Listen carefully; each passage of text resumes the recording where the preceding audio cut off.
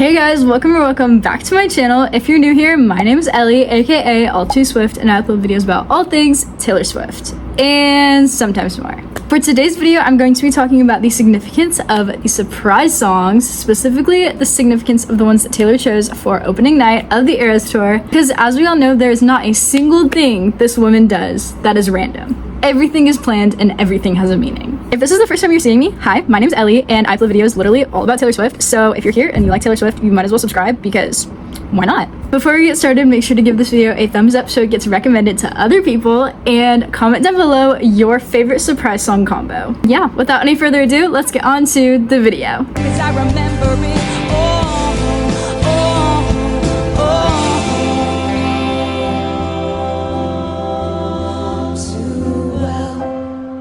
So the Eras Tour opened on March 17th, 2023 in Glendale, Arizona. It took place at State Farm Stadium, which coincidentally is actually the same place that the Reputation Stadium Tour opened in 2018. Now, this stadium is significant because it looks like a snake from the outside. I'll insert a picture so you can see, but it looks like a snake that's coiled up. That's so perfect for Reputation, and especially then for a tour that's calling back to her previous eras. To start the tour at a location that symbolizes one of her previous eras is so perfect. The surprise songs for opening night of the Eras Tour were Mirrorball on guitar and Tim McGraw on piano, which at first glance it's like, okay, you know, one from one of her newer albums that she'd never played live before and one from her first album. That's a good combo, and it is a good combo, but it's an even better combo if you look deeper and you realize what she's actually saying by playing these songs. So let's start off with Mirrorball. She opened the surprise song set by playing Mirrorball on guitar, and interestingly enough, Mirrorball is track 6 of Folklore, and the Eras Tour was actually her 6th headlining tour.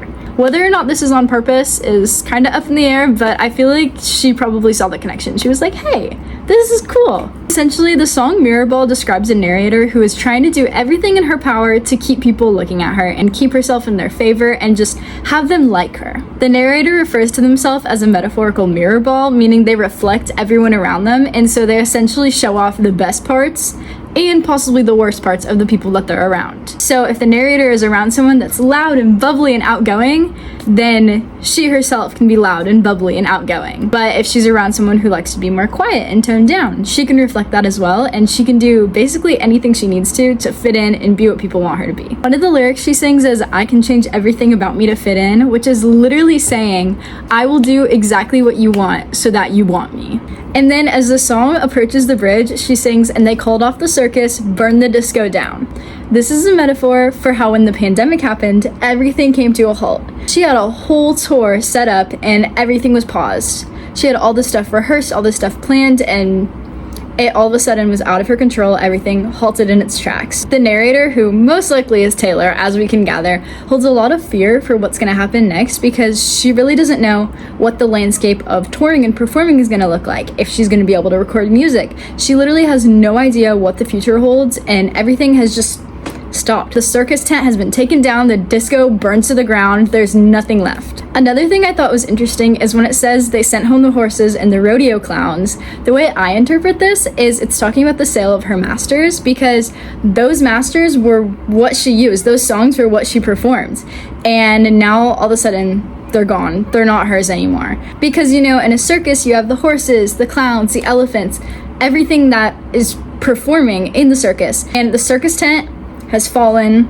All these animals and people have gone home. They're no longer there to perform. So she's saying everything was brought to a stop and her music was taken away from her, essentially. It's hard to conceptualize now, but at the time that she wrote this song, there was so much unknown in relation to the re-recordings and if they would even go through, how that would happen, how they would be received. She literally had no idea if there was even an audience for her re-recordings. So this is kind of saying, hey, everything that I've worked for has been taken from me. I can't tour, I can't play my music.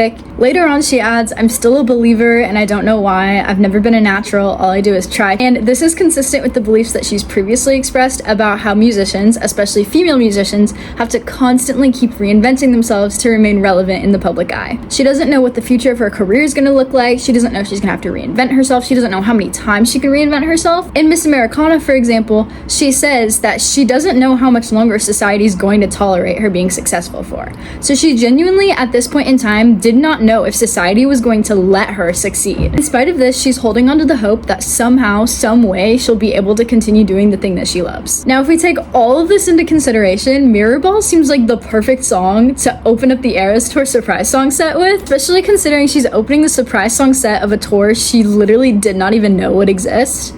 Like, when Folklore came out, I don't think she ever thought that the Eras Tour would ever even be a thing. Not only just the scale of the Eras Tour, but she genuinely didn't know if she would ever tour again. So to me, her opening the surprise songs with Mirrorball is her way of saying, hey, you know, I really didn't think that I would ever be able to do this, so thank you so much for proving me wrong and letting me do what I love. Meanwhile, our next song, Tim McGraw, which she performed on piano, is just as significant. As most of you probably know, Tim McGraw is the first song she ever released. It came out June 19th, 2006. At the time she performed it at the Eras Tour, the song itself was 16 years old, which I think is really cool because she was 16 when she released it, and the song itself was 16 when she performed it on the Eras Tour. So during the opening of the Eras Tour as a whole, she tells the crowd that the songs that she's about to play were once written about her own life, but by the time the concert's over, she hopes that these songs will now hold new memories for everybody that's listening to them, and they'll be able to remind them of the magic and the fun that they had at the Eras Tour. For context, Tim McGraw is a song that's written from the point of view of a teenage girl as her boyfriend probably goes off to college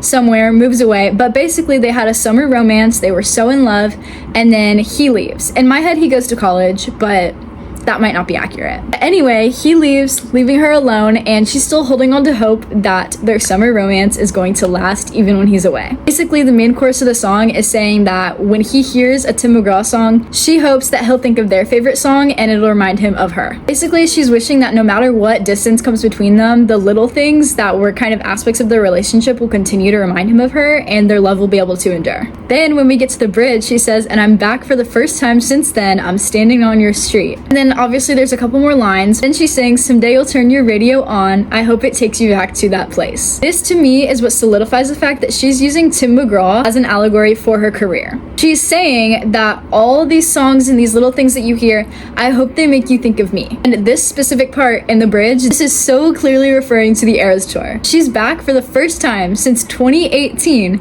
in the same stadium that she opened her last tour in, performing the Eras Tour.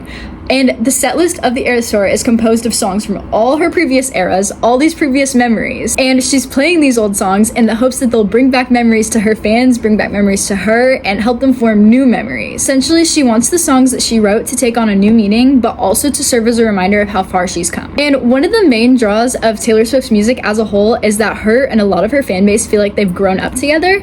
And so she's kind of taking her fans along with her on this. She's saying, hey, you know, we're gonna look back at all this stuff and it's going to remind you of everything we've been through together. Overall, I think the combination of these songs is one of the most intentional and thought out things that Taylor has ever done.